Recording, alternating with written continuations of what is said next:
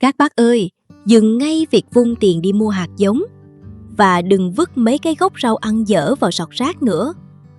Làm như vậy sẽ lãng phí lắm đó. Cứ than vãn trồng rau gieo hạt mãi không lên, mầm vừa nhú đã chết yểu, trong khi bí kíp có rau sạch ăn quanh năm lại nằm ngay trong cái túi đồ đi siêu thị về đây này. Chào mừng các bác đã quay trở lại với Coba Garden. Tiếp nối thành công của video 10 loại rau mua từ siêu thị về cắm xuống là sống trước đó. Hôm nay, Coba sẽ lên sóng phần 2. Coba sẽ bật mí thêm 8 loại rau có thể tận dụng phần rễ hoặc gốc thừa mua từ siêu thị về để trồng lại. Muốn biết những loại rau mới này là gì và Coba đã trồng chúng như thế nào thì các bác cùng xem nhé. Đảm bảo vừa tiết kiệm vừa bao sống. Loại đầu tiên cực kỳ phổ biến trong siêu thị hay dùng trộn salad, đó là xà lách. Các bác cứ ăn hết các lá bên ngoài, chỉ giữ lại phần lõi là đủ. Ngâm phần lõi xà lách này vào nước, sau đó đặt trên bệ cửa sổ có ánh sáng nhẹ. Loại xà lách này cực kỳ dễ sống, chỉ cần thủy canh, vài ngày sau sẽ mọc ra những chiếc lá xanh mướt.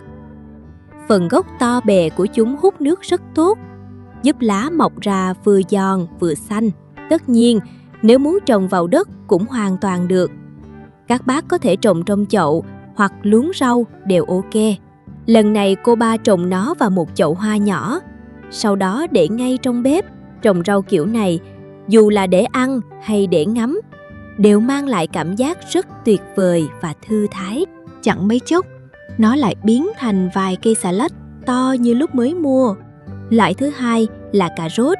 Mỗi khi mua được những củ cà rốt có chừa lại một chút cuốn lá trên đầu, các bác đừng vứt đi nhé. Hãy giữ lại trồng. Chỉ cần cắt lấy phần đầu củ khoảng 1 cm là đủ. Phần dưới đem nướng hoặc ăn sống đều rất ngon. Phần cuốn phía trên không cần để dài đâu. Vì trồng xong, chúng cũng sẽ từ từ rụng đi. Cái thực sự lớn lên là những mầm non mới nhú ra từ phần đầu củ. Cách trồng thủy canh là đặt chúng vào một cái đĩa, đổ nước ngập khoảng 1/2 phần củ, để ở bệ cửa sổ có ánh sáng nhẹ. 2 tuần sau, những chiếc đầu cà rốt sẽ biến thành một chậu cây cảnh nhỏ xinh với rất nhiều rễ con mọc ra. Lúc này các bác có thể để tiếp trong đĩa thủy canh hoặc chuyển chúng vào khay đất trồng ngoài trời để lá mọc nhiều hơn. Tiện đây, Coba cũng chia sẻ bí kíp luôn. Coba dùng phân hữu cơ bột xương bón cho đất, rất phù hợp để trồng rau quả hữu cơ tại nhà. Trồng cà rốt kiểu này chủ yếu là để ăn phần lá, vì giá trị dinh dưỡng của lá cà rốt cao hơn củ rất nhiều. Hàm lượng vitamin C cao gấp 2 lần củ, còn canxi, magie, sắt, kẽm và axit folic cao gấp 3 đến 10 lần. 1 tháng sau là bắt đầu hái lá cà rốt nấu ăn được rồi. Chắc nhiều bác sẽ hỏi, trồng đầu cà rốt thế này có ra củ được không? Coba đã thử trồng dưới đất hơn 3 tháng. Rễ có phình ra nhưng không hề có củ cà rốt to nào cả. Thế nên nếu muốn ăn củ thì các bác cứ gieo hạt cho nhanh, chứ trồng cách này mất thời gian mà không bỏ đâu. Loại thứ ba là tải rổ, hay còn gọi là tải làng. 2 bó cải làng này lúc mua đã hơi héo và hoàn toàn không có rễ, nhưng vẫn đem trồng được như thường. Tương tự, chỉ cần giữ lại phần lõi trong cùng, cho vào bình nước ngâm, đợi sang hôm sau mang ra nhà kính nhỏ trồng. Vì phần cải mua về đã có ngồng hoa ở giữa, Coba thử ngắt ngồng hoa của vài cây, mấy cây còn lại để nguyên. 1 tháng rưỡi sau, vì để trong nhà kính nhiệt độ lý tưởng, nên lá chẳng lớn thêm mấy, mà hoa lại nở rất nhanh, rồi kết hạt luôn. Ngay cả những cây đã ngắt ngồng lúc giâm cành, thì chúng cũng đâm ra nhánh mới và nở hoa bình thường. Như vậy là chẳng bao lâu nữa, Coba sẽ thu hoạch được một mẻ hạt giống cải làng.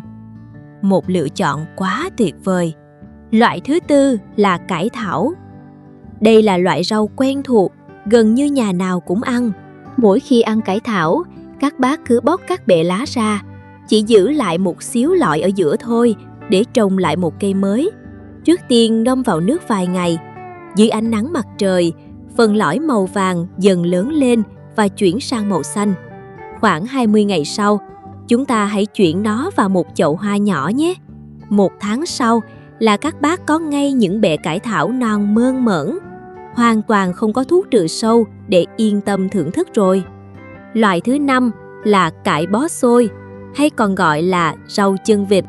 Rau chân vịt nảy mầm khá chậm, nên mua một bó từ siêu thị về, rồi tận dụng phần gốc để trồng là kinh tế nhất.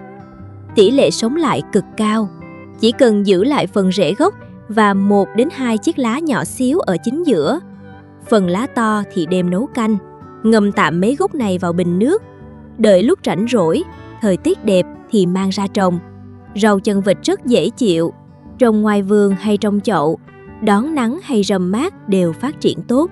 Cô ba trồng theo kiểu lười biếng, cắm xuống đất xong cứ để đó nhờ trời.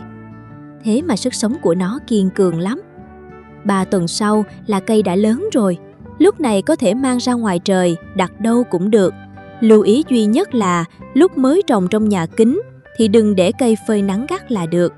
Loại thứ 6 là củ cải trắng. Cách trồng củ cải trắng về cơ bản giống hệt cà rốt. Cắt phần đầu củ dày khoảng 3 đến 4 cm. Miễn sao phần đầu không bị gọt sạch là trồng được. Ngâm vào nước để thủy canh. Mục đích cũng là để ăn phần đọt non, giúp kiện vị, tốt cho tiêu hóa. Ngày thứ 3, chồi xanh nhỏ nhú ra. Ngày thứ 7, lá mọc nhiều hơn.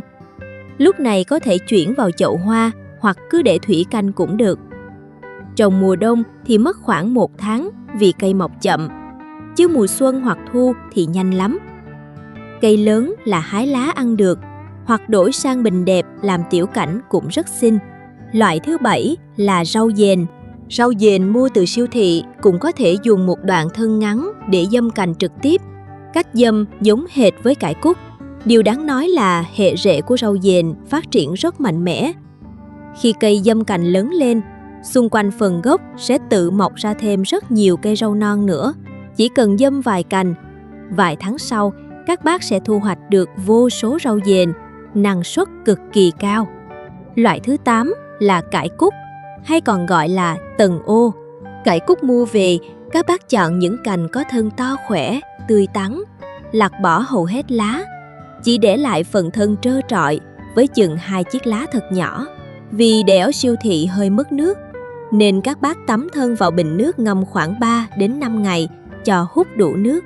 Việc này tạo nền tảng tốt cho việc giâm cành và kích thích ra rễ. Nằm cỡ 2 tuần là rễ ra xum xuê. Sau đó mang trồng vào chậu hoặc xuống đất vườn. Nhớ tưới đẫm nước và đặt vào nơi râm mát. Điểm này phải đặc biệt lưu ý, đừng để cây ở nơi nắng gắt. Cô ba từng quên tưới nước, phơi nắng gắt, làm cây chết, chỉ còn sống đúng 4 gốc thôi đó. Mẹo thu hoạch là khi cắt, đừng cắt đứt tận gốc. Hãy chừa lại 1 đến 2 đốt mắt lá. Những mầm non ở đốt dưới sẽ nhanh chóng nhú ra. Các bác có thể trồng gối phụ cắt liên tục cho đến khi cây ra hoa. Ở phần 1, các bác hỏi cô ba nhiều nhất là những loại rau này trồng vào mùa nào, tháng mấy, nhiệt độ ra sao? Vì khí hậu mỗi vùng chênh lệch lớn, nên tốt nhất là các bác hãy xem nhiệt độ ở nơi mình sống. Thông thường, với rau ăn lá trồng lại từ rễ, nhiệt độ lý tưởng nhất là khoảng 15 đến 25 độ C. Có những loại ở mức 5 đến 15 độ C vẫn mọc bình thường như cải cúc, rau chân vịt, xà lách. Nhưng rau muống hay cần tây thì bắt buộc phải có nhiệt độ cao mới lớn nhanh. 8 loại rau này cô ba trồng vào mùa thu đông. Nhiệt độ ban ngày dao động từ 5 đến 18 độ C. Lưu ý là nếu nhiệt độ cao, các loại rau ăn lá sẽ dễ đâm ngồng ra hoa. Đó là lý do nhiều bác thắc mắc sao rau mới mọc vài lá đã đòi ra hoa. Mong rằng qua video này, các bác sẽ tìm thấy niềm vui và sự thư giãn khi tự tay trồng lại những mầm sống. Bác nào chưa xem phần 1 thì nhấp vào liên kết dưới phần mô tả để xem. Cảm ơn cả nhà đã xem hết video hôm nay. Nếu thấy cách làm này hữu ích, nhớ đăng ký tên Cô Ba Garden nha, để mình có động lực chia sẻ thêm nhiều mẹo trồng cây, chăm vườn dễ làm, tiết kiệm và phù hợp với điều kiện ở Việt Nam. Chúc cả nhà có một khu vườn xanh tốt. Mình gặp lại ở video sau.